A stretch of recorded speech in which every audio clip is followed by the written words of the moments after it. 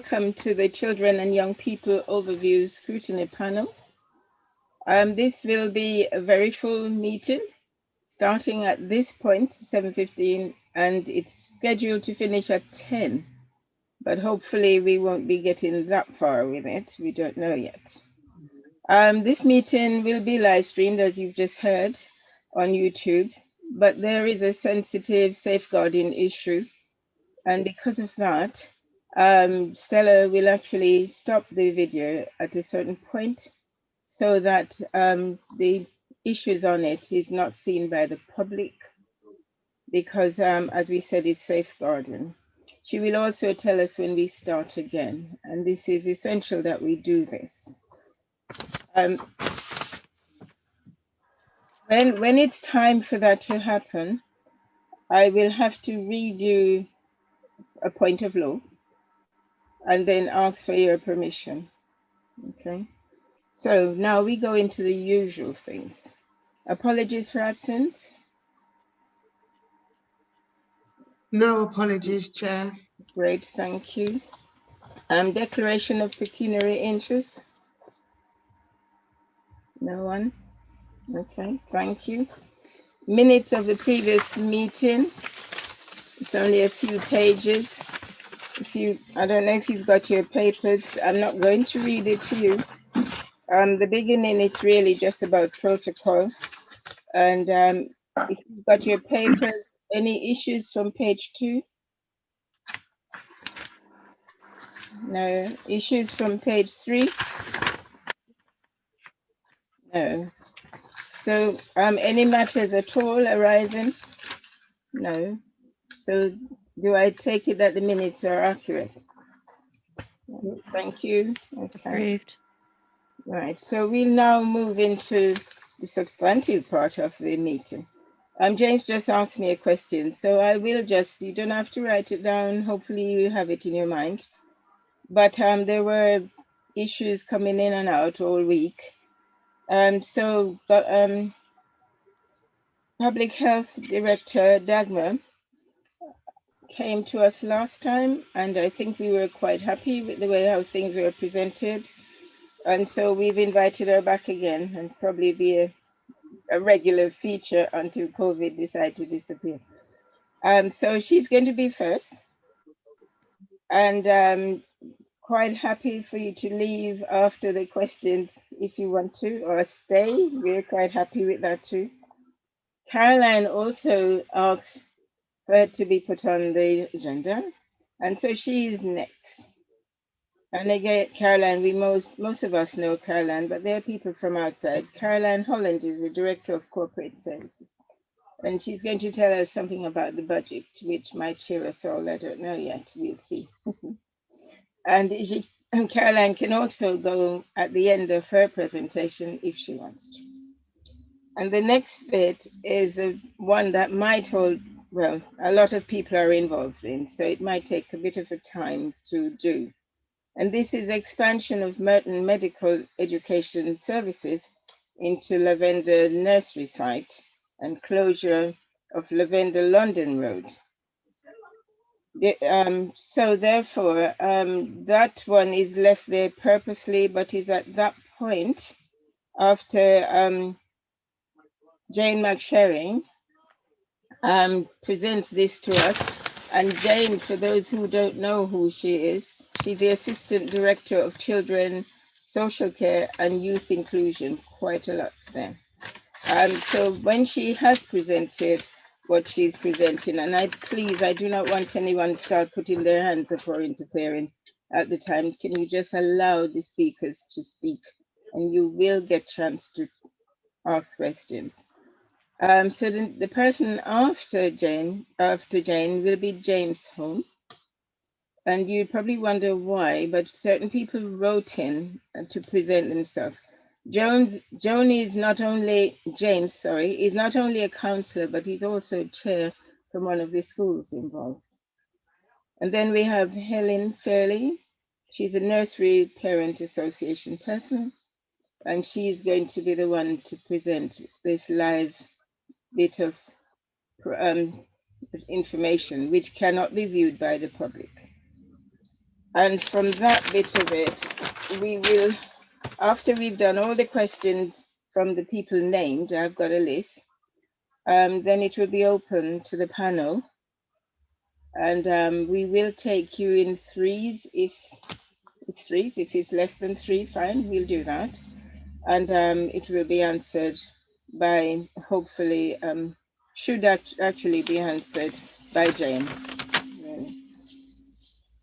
Then following that is departmental update, and then performance monitoring and the work program. Is that clear? Sorry, somebody is saying something. What was that? Okay, it's probably interference. I don't know. Right, so now we're going to start the meeting. And Dagmar, please, can you present your information to us? Thank you. Thank you. Good evening, everybody, and thank you for inviting me. As usual, I'm going to present you the latest statistics on where we are with the COVID infection. Now, I've got a slide pack, but you're now already seasoned consumers of that slide pack, and I'm understanding that there's lots on your agenda. So I hope it's a useful reference document, and I will just highlight a few important bits. I have also put together just 3 slides around the enhanced testing in Pollard's Hill, because I assume a number of you have a few questions. So again, I won't take lots of your time and have it as a reference document. If you move me on, Stella. The biggest summary message is a good message. I'm really delighted. Infections are falling. They're falling across the country, London and Merton. And probably the most important figure on that slide is the famous R value. So just to remember, when it's below 1, then the infection is actually shrinking. And it has been hovering around 1. And so we have now got it solidly below 1. So that is the big good news. If you move me on. That just gives you the colourful tiles of our neighbouring boroughs across London. And you will remember that not very long ago when I spoke to you, I called it bruised. So most boroughs were actually the deep purple, including Merton. And it just gives you a little bit of an overview that we've got green shoots. These are the lowest, but Merton is also on the way of falling infections. If you move us on. Again, I won't dwell. These are our classic testing rates and positivity rates, all in the right direction. If you move us on. This is the important slide. We always look, how's the NHS doing? The NHS is still very busy. That shows you on the left lower corner. It's the occupancy. So they're not twiddling their thumbs, but it has calmed down a bit. So admissions are declining. And on the right bottom corner, you say the very seriously ill are also fortunately now decreasing. If you move us on. Bit of local analysis. I've particularly focused here on children and young people. So here on that slide, you see our Southwest London neighbours, everybody nicely falling. And interesting, I thought I'd do a breakdown of the age distribution of our infections and compare ourselves with our neighbours. And you will recall in my previous presentation, Merton was actually really high in children and young people. But you can now see that the percentage of children and young people contributing to our infections is actually lower than in some of our other Southwest London boroughs. If you move us on. And this is what we call the heat map. It shows for Merton the age distribution of the infections, and the darker the colour, the more. So you can see that in the youngsters, it has really cleared, and also time is on the lower axis. The further you move to the right, the further it's in time period. And while there was a lot of black at the beginning of January, we're all getting lighter colours in children as well as adults. If you move on. This is the important slide for Merton, East-West disparity, including the impact of COVID. We monitor closely. We had quite a worrying divergence of the infection rates, the graphs between East and West, with the East running away. And they're coming closer together, both going down. If you move us on. And this is particularly looking at what are children and young people doing.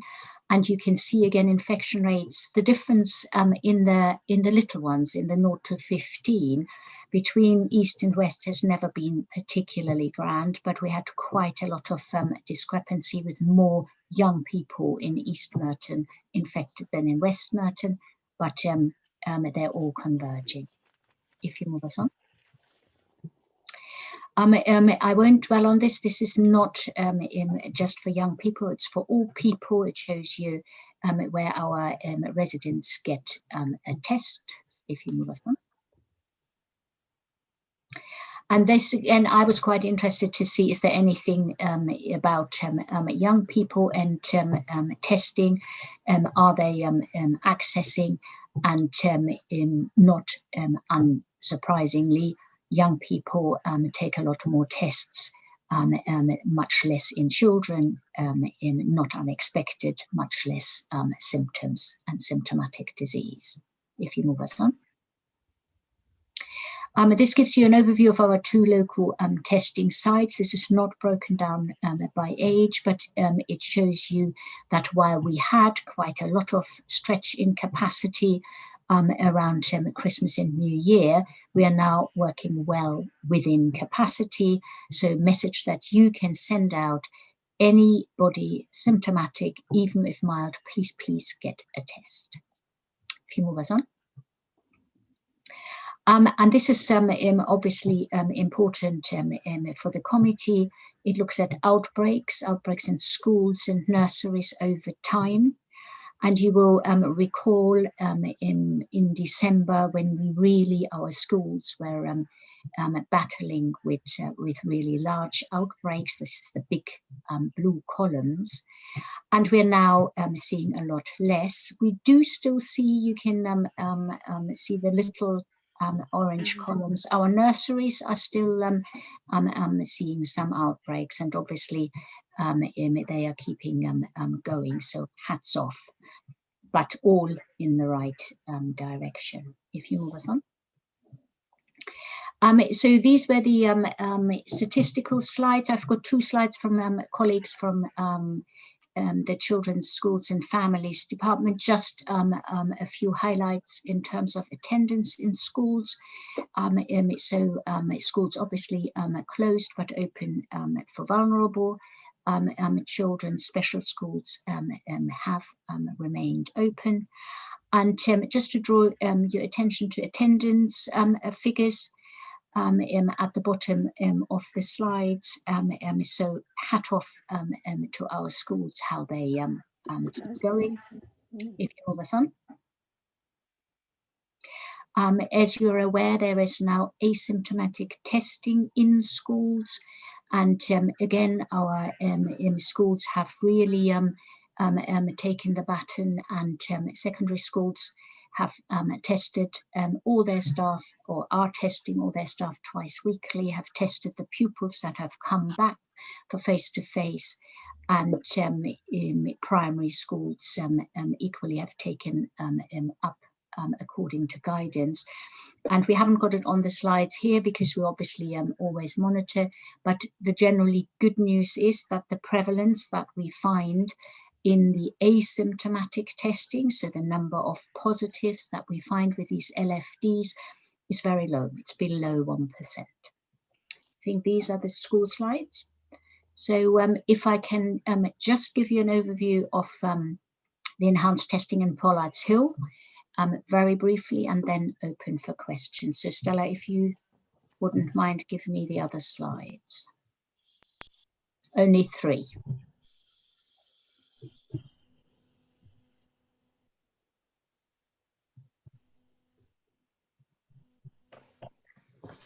Oh, where we going?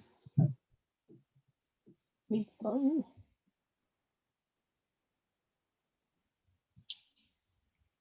Okay, so if you move us straight onto the first slide. So you probably will have heard, I hope you've heard, because we put a lot of effort into communicating quite clearly that Merton is part of what is called Operation Ego, so a particular national program of enhanced testing.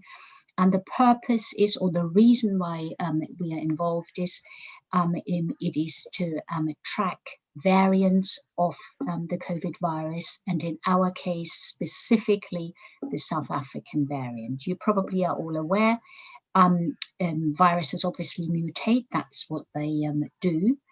And we saying the UK has got very good scientific capability to actually test how the virus mutates. And it also then has the capability to look at what the behavior of these new variants are. Most are just the same as the old one in their behavior, but some are what is called of concern. And the 3 areas that the scientists look at about variants is: 1, are they transmitting easier? 2, can they make the disease worse? And 3, can they possibly evade the immunity? And the South African variant is counted as a variant of concern. It is as transmissible as the predominant variant that we have in this country. It's called the UK or Kent variant. So really, second wave, really a transmissible variant. The disease is the same as far as we understand, but the South African variant also might evade some immunity. That's why it's labeled of concern. What is important to understand about our enhanced testing program in Pollard's Hill is that we haven't got an outbreak of this variant. The situation is that there was 1 case at the beginning of January, and it takes a while to find out about the variants. And that case has self-isolated, the contacts have been traced, and indeed the case has recovered. The program and the purpose of the program is now to understand whether the variant is being transmitted in the community. So it is more a tracking exercise rather than an acute outbreak control. So we looked which is the area that we need to do the enhanced program. It is stipulated by the national program. It was meant to be in the vicinity, in the geographic vicinity of the index case, and about 10,000 people needed to be included. So Pollard's Hill was the area of interest. And so we started on the 3rd of February. On the right-hand side, you can see the boundary. What is really important was that we said we are as inclusive as possible who we want to test, because it is purpose is also that we learn. So anybody who obviously lives there, but also anybody who works there. So schools are included, and anybody who has essential activities to do there. So, for example, having a support bubble. We also then said, this is obviously in a way an arbitrary geography. Why is it 10,000 and not 11,000 or 9,500? So you have to draw the boundary somewhere. What we therefore said is, around the borders, we aren't sticklers. So if there are people living just about in Long Thornton ward, for example, at the border of Pollard's Hill, and they're worried and they would like a test, we promote and we offer them test kits. We've got enough. So if you move us on. These are the 3 options for your enhanced testing in Pollard's Hill. It's really important to say this is only for people who haven't got symptoms, because obviously anybody, as I said before, who has symptoms we've got established testing sites. So these are for people who haven't got symptoms. And in 3 ways, making it as easy as possible for people to take a test. One is a mobile testing unit. It doesn't look very mobile. I couldn't see the wheels, but it is a mobile unit, just dressed up. That is in front of Pollard's Hill Library. Then we've got the New Horizon Centre. And people, of you who know Pollard's Hill will know this very well. And really important, there's a friendly face. So you can go to the Horizon Centre, pick up a test kit, drop test kits, but also ask questions. How to do it? Can I get help if I need to self-isolate? What do I do? So very, very important, and this has been very popular. And then we also go door to door. This is obviously particularly important in this nasty weather and for people who can't make the other opportunities. And just so that people are recognized and we don't fall foul of scammers. People come in high with vests. They have the swipe cards. And again, these are friendly faces. They cannot take the test. It is a self-testing, but they can explain how to do it. So these are the three options. And then the last slide gives you a little bit of a progress update. This is all already a little bit out of date. So we are over 5,000 tests now. And so far, we do find some positives. That is completely expected. As you're aware, 30 to 40% of COVID patients are asymptomatic. But so far, we haven't got any of the genomic testing, so the variant testing back, because the laboratory take more time. And in a way, it doesn't matter that much, because anybody who's positive needs to self-isolate, and all their close contacts needs to self-isolate.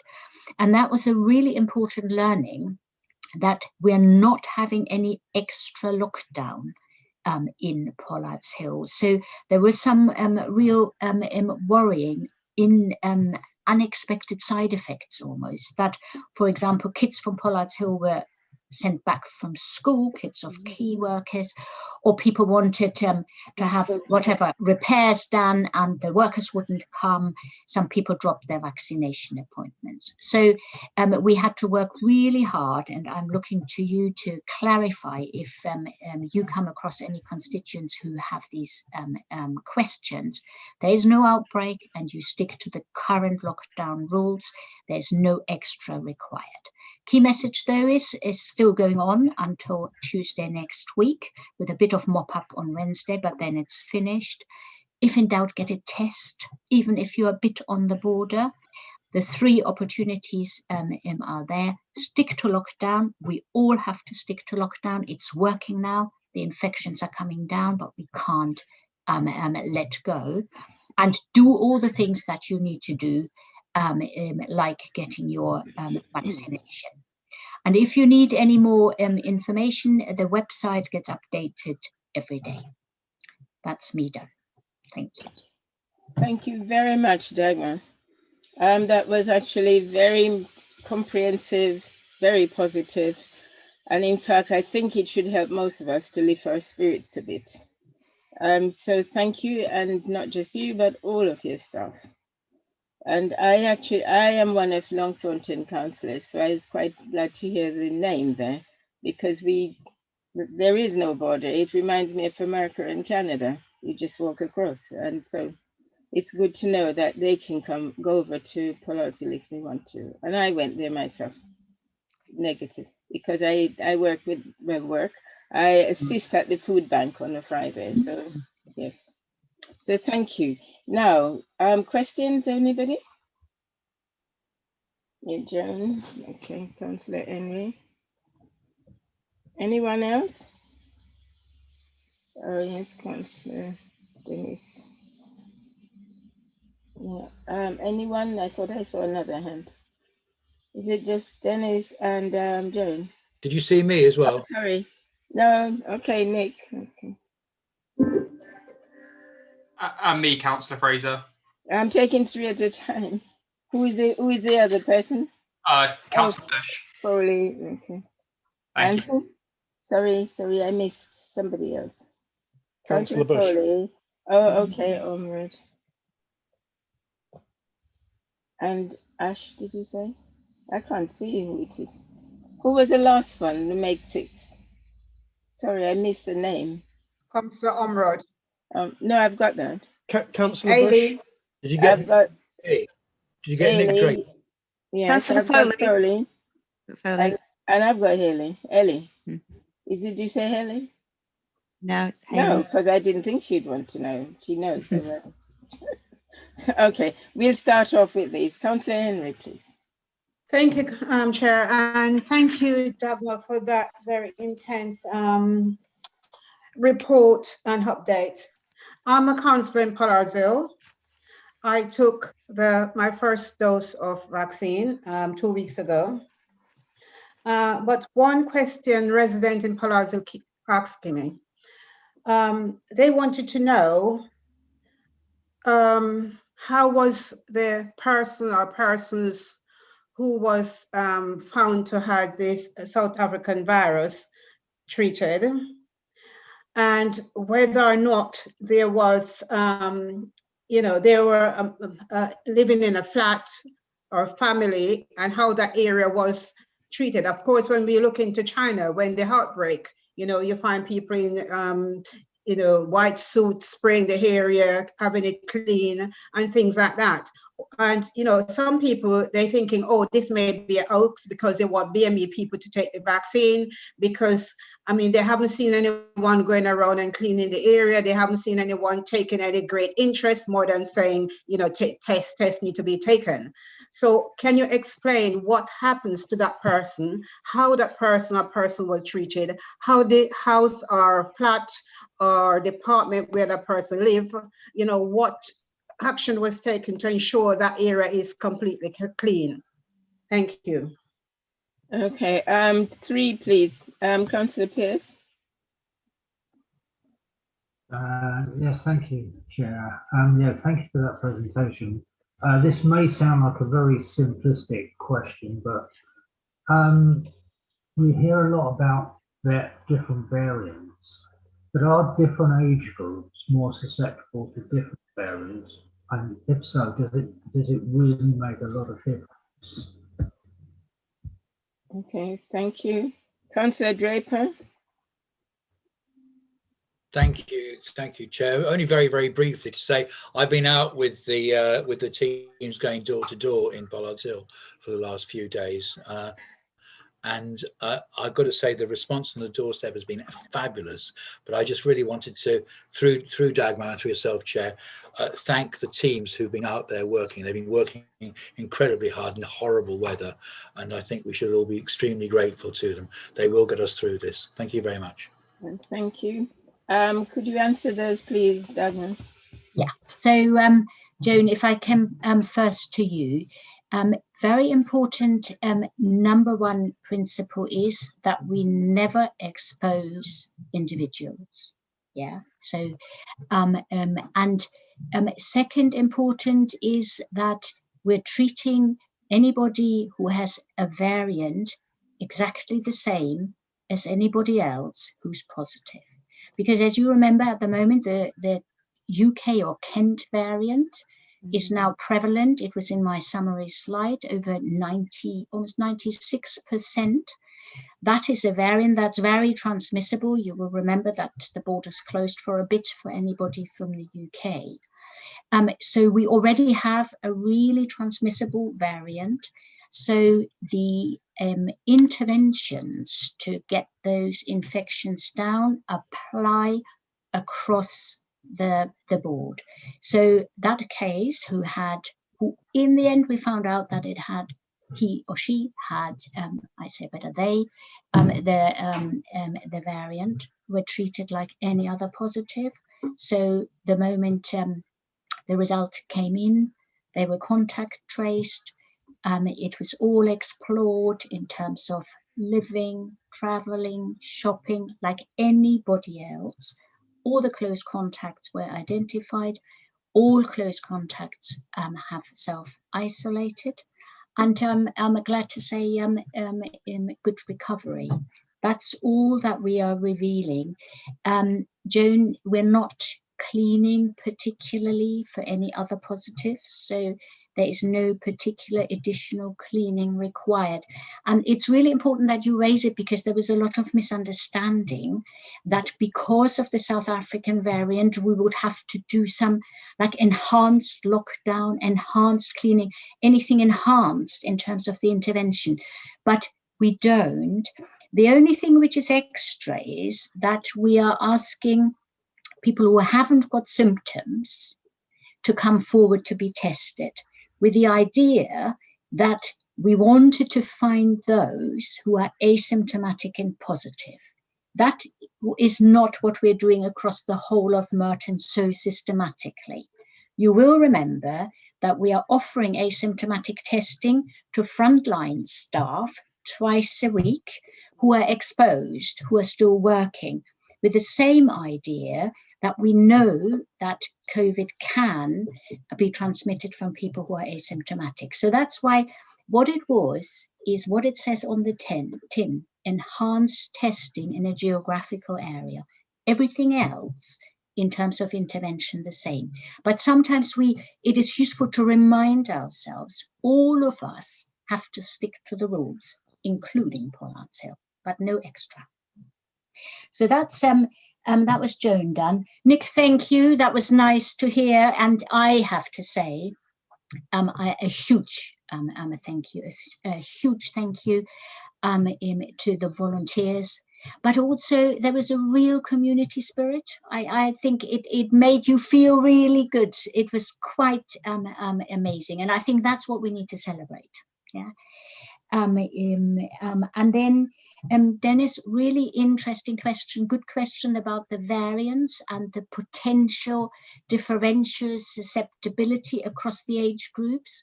With the current variants that we are aware of, that is not the case, but it's a very good question. So the laboratory that looks and experiments with the variants to see how they behave, they also try to work out how they cause disease. Obviously, this is experimental, this is not with people. And so they have models from which they can deduct whether it is likely or not that particular ages will be more seriously affected.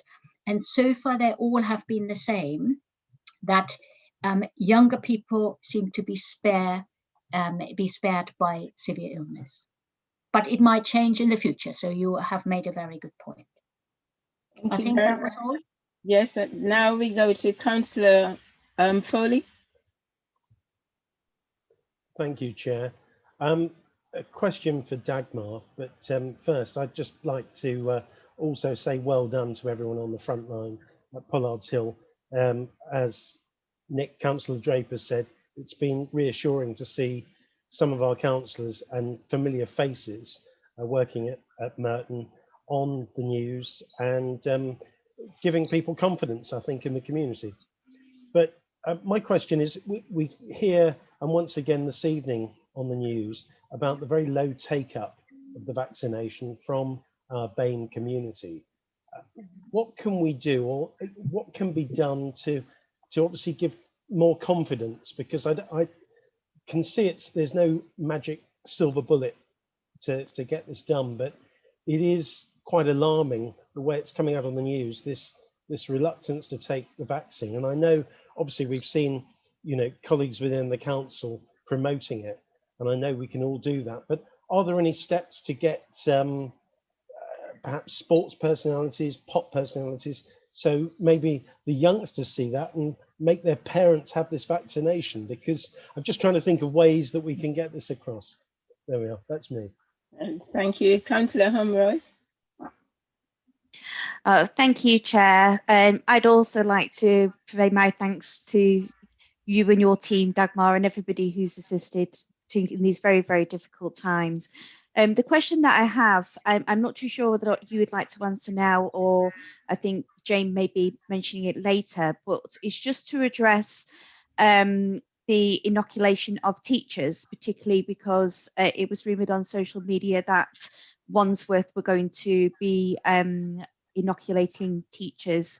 I do understand that that's not the case, but I think there were a few errors in there where some teachers were, and I just wondered whether or not, which confused me personally, because I thought it was government led in terms of who was in which group, and when that did come along, and I wonder whether or not you could actually just mention something on that, or if not, then I'm sure that Jane will mention that later also. Okay, thank you. Councillor Bush, were you wanting to ask a question? Yes, please, Chair. Yeah, okay, good.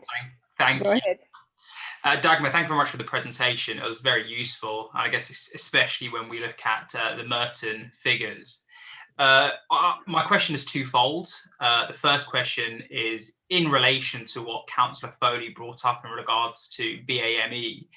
I don't know whether I missed it, but I couldn't see the breakdown of BAME figures and the infection rate, because I know the BAME community is key in ensuring that we get the older population vaccinated, as I know as well in my own community, that there is this stigma around the vaccination in certain areas, which is leading to a lower take-up of the vaccine. So it'd be interesting to see that if the proportion of spread in Merton is from this BAME community, and if so, then actually it shows that we need to really push forward and have a targeted effort within that community. My second question is surrounding the South African variant. I know you said that it was prevalent in early January. My kind of question is that when did Merton Council find out, and why has it taken 4 weeks for us to close Pollard's Hill down? I caught COVID in early January, and I appreciate how infectious it can be and how key it is to ensure that we lock down or ensure that person's isolating straight away to ensure that it doesn't spread any further. And I know we only looked at Pollard's Hill, but I think there's a great risk that it may have already spread out of Pollard's Hill and into other areas. So just, I know it may not be Merton Council's issue and there's a central board that probably passes information down, but it'd be interesting to find out when we were informed of this. Thank you. Right, thank you. Dagmar, can you address those, please? Yep, try my best. So first of all, vaccination and ethnic groups. I call it now vaccination barriers rather than hesitancy. Don't like the term, implies as if it is the problem only of the person who should have the vaccine. Actually, if you really listen and look, it's a whole system with a multiple of reasons why people either cannot or choose not to have the vaccine at this moment. I think it is very important that we understand and help all those who find barriers to take them away. Lots and lots of activity now. NHS is obviously leading the vaccination. We are very supportive, and you might or might not have had the opportunity to dial into webinars. I have to really commend the community action and community leadership of our primary care clinicians who have run regular webinars now on Sundays as well. A number of our lead clinicians are actually members of ethnic minorities. They speak languages, and so they are out there promoting the vaccine. We're still very much in listening mode in order to really tune in. What is it that is the barrier? And I'm looking to all of you because I'm delighted that so many of you take the initiative. I know that some of you have video clips because people trust you. I just actually had a call earlier with Rebecca Lanning, the chair of the Health and Wellbeing Board. You will know that we have a subgroup with community connectors. That subgroup has also now said we will look systematically at tackling vaccination barriers. So yes, it's on all of our radars. Collaboration with the NHS, really, really important. And any sort of insight that you come across, we are logging all the insight. There's loads now. There's a whole resource page on the website with frequently asked questions and answers. But bring them in so that we can really tailor our answers to the questions out there. And then one of the other ambitions we have is, at the moment, the data we have is still fragmented. In order to really monitor where we are, we're working with our NHS colleagues to improve the data. So it is an emerging issue, and I'm delighted that all of you are helping. We're not letting go of that one. The next one was, I think, Hayley. So vaccination, again, won't dwell too long on it, but it is for me actually really clear that the JCVI priority groups 1 to 9 are based on reducing mortality. That's really important. It's not based on business continuity or essential key workers or anything like it. It is based on decreasing severe disease and mortality. And I think it's pretty uncontroversial, because once we vaccinated 1 to 9, mortality will drop over 90%. That's pretty impressive. I don't think anybody wants to mess about with that. That's called wave 1. And teachers do a tremendous job.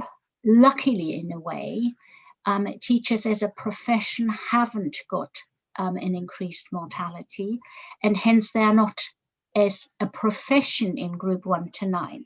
If they're individual teachers who fall into the category due to age, because we know age is the most important determinant for severe disease, or they have got any clinically extremely vulnerable conditions, or even chronic conditions, they all will be called, not because they're a teacher, because of their own vulnerability. In wave 2, once we've vaccinated 1 to 9, anticipated by the end of April, beginning of May, there's a different discussion, and that is now a societal discussion rather than a scientific discussion, to say, now we've mopped up mortality. If we need to prioritize, we might not, there might be ample, but if we need to prioritize, society has to come up with some other criteria. And this is when key workers, essential workers, business continuity, merit, you name it, whatever society feels is a justifiable criterion for priority to vaccination will be discussed. But for me at the moment, I want to vaccinate group 1 to 9, if you don't mind, because I want to get mortality down. So that's, and just for reassurance, teachers in the special needs schools who are very exposed, because obviously of the extremely vulnerable kids around, and are a potential risk to extremely vulnerable kids, they are scooped up in priority group 2. Yeah, so it is not for all teachers the same. So I hope that explains it a bit. Have I mopped up? Have I forgotten anybody? No, Yes, of course I have. Oh my, sorry. So you had a double. And if I haven't included in my slide set infection by ethnicity, then my apologies, it dropped off. We do have slide by ethnicity. We monitor it just like we monitor East and West, just like we monitor age. And if I just describe very quickly, first wave, we had big disparities, as you well remember. They were mainly around deaths because we were bad in measuring infections. We didn't have the test. That really alarmed all of us. In the interim phase, between phase wave 1 and 2, we monitored all infections, and they were trundling along pretty evenly. And only when we had the last upsurge, we started again to see a discrepancy, a widening discrepancy between white and non-white groups, equally in Merton like anywhere else. And this time round, and you will have heard it in the press, we do obviously a more detailed analysis, quite a lot of Asian ethnic groups. And I'm glad to report that this is now converging again. So the differential between white and non-white group is converging. We're doing quite a lot of in-depth work, also with our community subgroup, to not only look at the quantitative data, but qualitatively understand what was the lived experience, to get a proper picture of the disproportionate impact of COVID, and then do something about it. And in a way, working against tackling the vaccination barriers is an intervention. And then you had a last bit. It was about the South African variant. Why did we only know so late? So we were told Sunday before last Sunday, so I was caught out on Sunday afternoon, and I asked the same question. So the explanation is that the laboratory takes 10 to 14 days, and then Public Health England deals with the cases first, looks and relooks at all the contact tracing, but they also do what is enhanced contact tracing. So they look at common exposures. So they mop all of that up. They really look whether there was any contact with South Africa directly. And only once all of that is done, they have handed it into Operation Eagle. And Operation Eagle is a learning exercise, because there's Haringey and there's Ealing. Their cases also were months ago. So I can just see how it developed. People observed the South African variants coming, and then they said, could we mobilize our communities? Yeah, so it is a totally fair question, and the learning already is that we have to have more systematic surveillance, yeah, to learn more. And then it is probably not the best and most sustainable way of controlling the virus to do this very intense 10,000 testing. But what we've learned is how amazing the community can pull together if required. And that, in a way, as Nick said, is really reassuring for all of us, I think. Thanks, Dagmar. Just one point of clarification, if possible. I do know we're running over on this subject. It just doesn't kind of match up in relation to we were informed on Sunday. Why did Merton Council not take any action till Tuesday? Oh, we did. I can tell you, my Sunday was gone. But you need to get the troops and ducks aligned a little bit if you want to test 10,000 people. So in a way, you might have heard in the news that Haringey and Ealing, their result came out on a Thursday. So they had a little bit of more prep time, whereas we were only told on Sunday afternoon, and we stood up everything by Tuesday. So in a way, everybody who understands what it means says, well done, you lot. And remember, Omar, it wasn't an emergency. Yeah, so we wanted to be swift because we belonged to that Operation Eagle, but we also wanted to do it decently. And remember, one of the biggest challenges we had was that our Secretary of State announced on Monday evening about Operation Eagle and said it is very, very important that people just stay at home, which was then misinterpreted so that people thought Pollard's Hill is now totally locked down, more than the rest of Merton. And we had to undo that. And so the preparation to do it well was very important. But I feel we've pulled it off pretty quickly. Thank you. Thank you very much, Dagmar. Time is running. Was there anybody else? So we can take probably one more question and no more, because it's now 8 o'clock and we've got a lot to do. Anyone else? No. Okay, thank you so much. And if you want to go or you want to stay, feel free. Thank you very much. Okay. Bye-bye. Right. Right. So next in line, it's Caroline Holland. And who is going to take us through the budget again? Thank you. Good. Yeah. Yes, thank you, Chair. When I was last with you on the 13th of January, I did say I would be back with a further update on the medium-term financial strategy and whether there was the need for any further savings.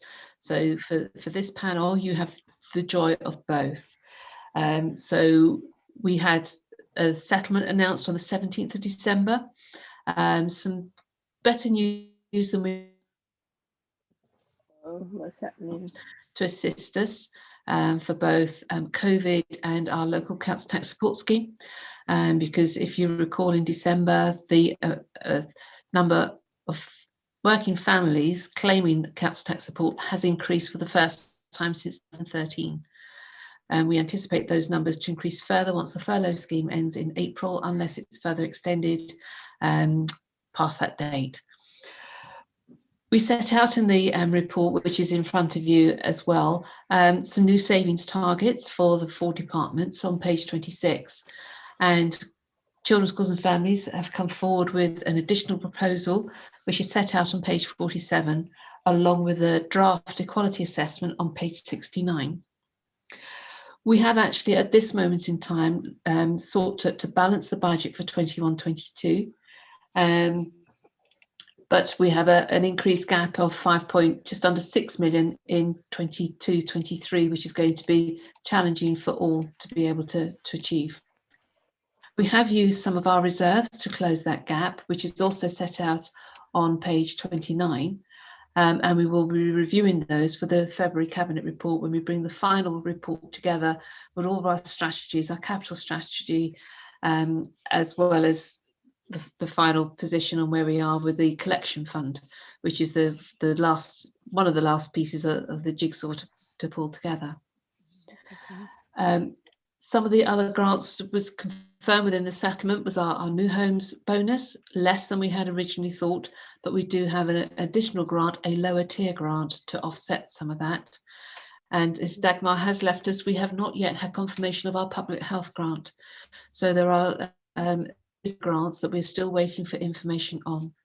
However, it was confirmed that we could do the council tax referendum limit was 2%, so we are proposing a 1.99% council tax increase, and we are allowed to do an adult social care precept of 3%.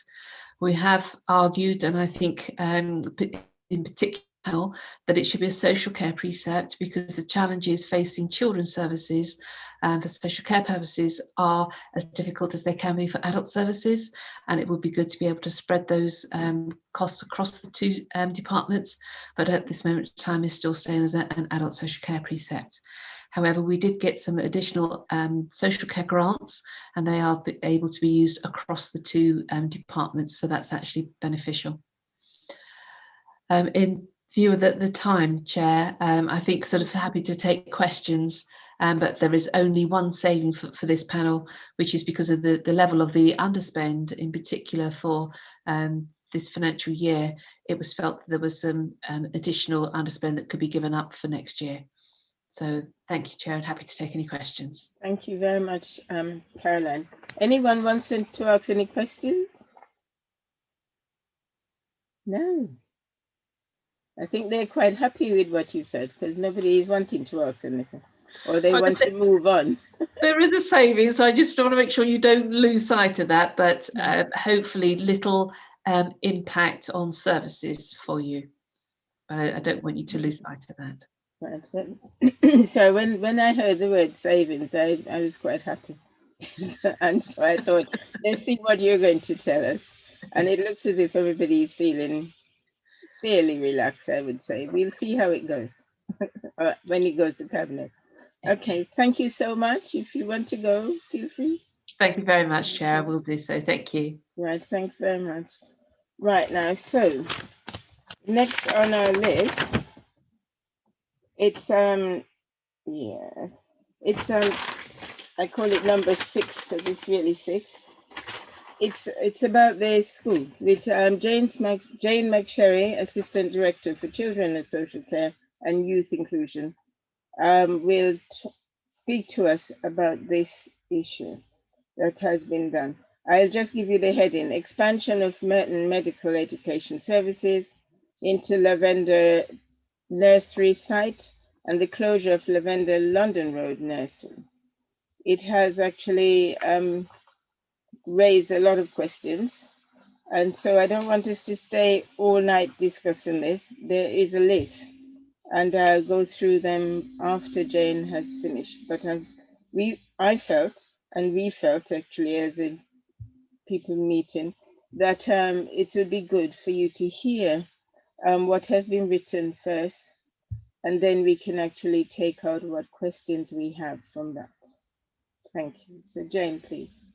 Thank you, Chair. I just thought first I should reassure my colleague Elle that I haven't taken over her role as the Assistant Director for Children's Social Care. I'm the Assistant Director for Education and Early Help. Yes. And so councillors are aware when we come to questions. We've also been joined this evening by Alison Jones, who's the Head of Early Years, Family Wellbeing and Early Help, and Tom Proctor, who's the Head of Contracts and School Organisation, who will be here also if you have more detailed questions. So I'm just going to do an overview as an introduction. So this paper on the current proposal is coming to overview and scrutiny panel tonight to ensure that members of this panel are aware of the proposal and its context. The consultation is running until the 22nd of February, and so we're still in the process of gathering information and views.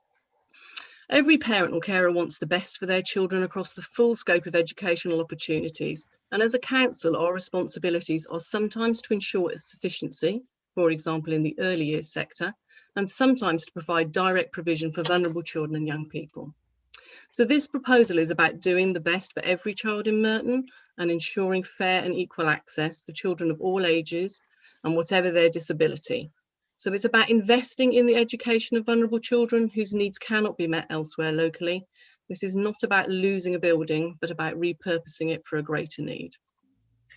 So following the journey from the beginning of the Sure Start and Children's Centre programmes and the follow-on childcare reforms around the late 1990s and to date, this borough has worked in partnership with the private, voluntary and independent sector to ensure there is an adequate supply of childcare and access to funded early years education in the borough. Across the borough, our nursery and preschool provision is well serviced and well supported, and the vast majority of provision is rated at least good by Ofsted. And there are a variety of options for parents, including nursery classes in schools, private, independent and voluntary providers and childminders. Most of our school nurseries have vacancies, and there has been a drop in take-up of childcare places, leading to vacant places across the system. We have a falling birth rate and falling numbers of children in both our early years and reception provision. However, if this situation were to change in 5 or 6 years' time, we have a vibrant early years sector and we are well placed to meet any changes that may be needed in the future.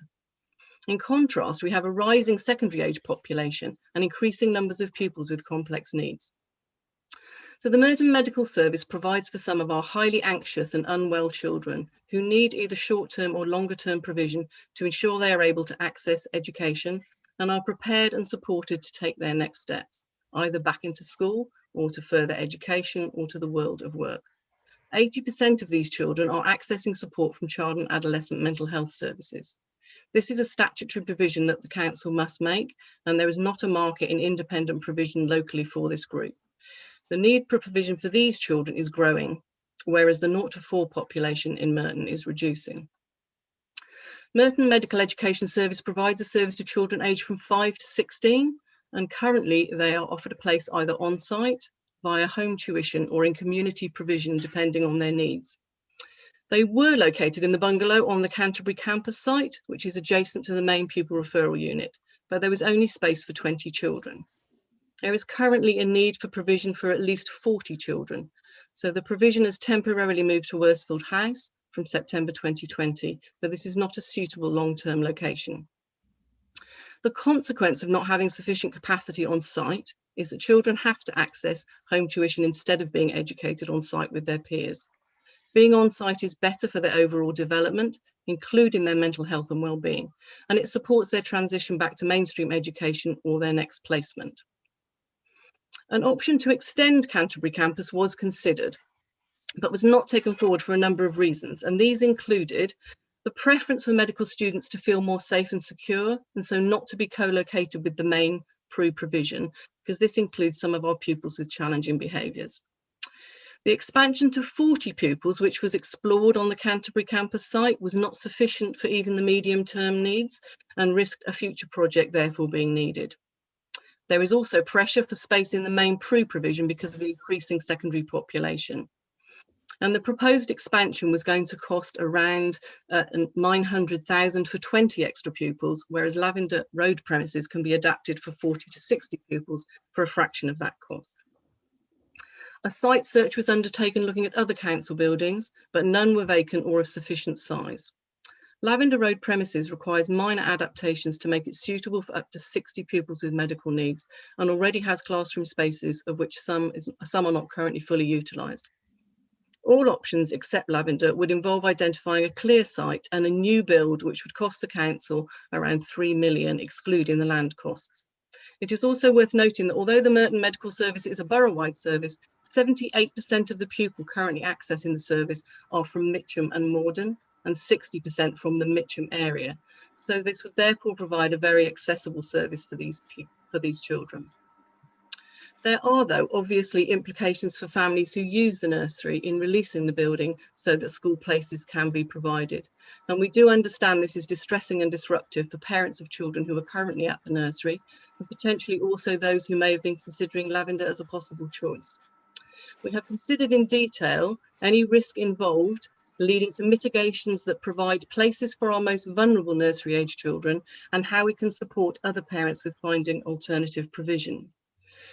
So firstly, to reassure you that we will be relocating up to 80 part-time free nursery places for 2-year-olds eligible for free nursery places to other local provision. Lavender Steersmead, Acacia and Abbey's Children's Centre from September 2021. This is a group of children for whom there is not an excess of part-time and term-time places currently in the early years sector, so we plan to continue to provide for this group of vulnerable children. Secondly, we want to provide support to existing fee-paying families to access alternative full-time provision across the private, voluntary, independent or maintained sector from September 2021. This is approximately 20 to 24 families, as the majority of children currently attending will be leaving the nursery provision to start school reception classes in September. Our recent childcare sufficiency assessment, which is carried out annually, indicates there is sufficiency of places with alternative early years providers. Within a 2-mile distance, there are 14 primary schools with nursery classes, some offering 30-hour funded places. And then within 1 mile distance, there are a number of providers that offer all year round full daycare nursery provision and 20 to 25 childminders. We will also continue to work closely with our providers within the marketplace, supporting continuous improvement, access to training, and working in partnership to ensure sufficiency of provision. Thank you, Chair. Thank you very much. At this point, I'd like to ask James Holmes, who is also Councillor of Merton, but is also Chair for Medbury, one of the schools that's involved. This is going to be timed for 3 minutes, and Stella, can you start the timing as soon as James comes to speak, please? James? Well, Chair, I might, everybody forgive me for having my camera off, but I have a stronger signal when it's off. Chair, with your permission, I might hold back because Jane has presented very well and set out the arguments. Rather than me repeat them, perhaps I could hear how the debate goes and talk later on, if that's okay. So I would like to talk, but I'll hear what other contributions there are first. So that means you won't be getting 3 minutes, you'll get your usual time then, yeah? Is that right? Okay, fine. So Helen Fairley, Nursery Parent Association, are you ready to talk? Yes. This is for 2 minutes because you're involved in the live streaming situation. Thank you. Thank you for allowing me to speak. I'm Helen Feely and I'm speaking on behalf of the Lavender Nursery Parents Association. We're a group of parents and carers of children at the nursery, former pupils and children on the waiting list. We support the council in looking for a long-term site for the medical education service, but we do not think that it should be at the expense of Lavender Nursery. It provides vital, affordable, high quality and nurturing early years education for a diverse group of around 100 children. Lavender's a popular nursery. It's highly regarded in the local community. There are over 40 children currently on the waiting list. So we believe that the closure of Lavender would seriously affect the early years development of local children, and that's why we're opposing the consultation. Lavender Nursery was built by Merton Council to provide a deprived community with a vital resource to promote diversity and inclusivity with universally accessible places. Its purpose-built, award-nominated building is specifically designed for the early years, and there's simply no comparable facilities nearby. As well as the exceptional facilities and the wonderful staff, Lavender is the most affordable nursery in the area. But its own financial stability has been undermined by the closure of the infant room with an entirely fee-paying places and the reduction of fee-paying places in the other intakes in the classes. There's already a deficit of funded early years education for 2-year-olds in the wards that surround Lavender. The closure would exacerbate this problem and impact some of the most vulnerable families in our community.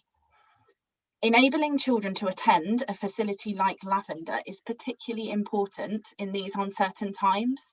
Our young children are facing an educational and social deficit due to COVID, so this is the worst possible timing that you could take a facility like this away from them. Merton strives to be a great place for families, and as a council you've created an exceptional early years setting at Lavender Nursery, one that you should be proud of. Closing it would be irreversible and an unnecessary loss. So I'm asking you to please do what you can to keep Lavender Nursery open. And now I have a message from some of the children. No, not yet. Not yet. Thank you. Stella, I'm just going to read this thing and then you prepare to take us off live stream, please. Right, okay. Members, I'm now proposing to stop the live YouTube channel and exclude the press and public to consider a 1-minute video submission from the Nursery Parents Association. This is to ensure appropriate safeguarding measures are adhered to. It is therefore exempt from disclosure under Schedule 12A of the Local Government Act 1972. If members are agreed, officers will stop the live stream and then restart when the video has ended. Is that agreed? Yeah, that's one person. I can't tell. Can you put your hands up, please? Because I can't see. Right, okay. Agreed. So it's the majority. Fine. Okay, thank you so much.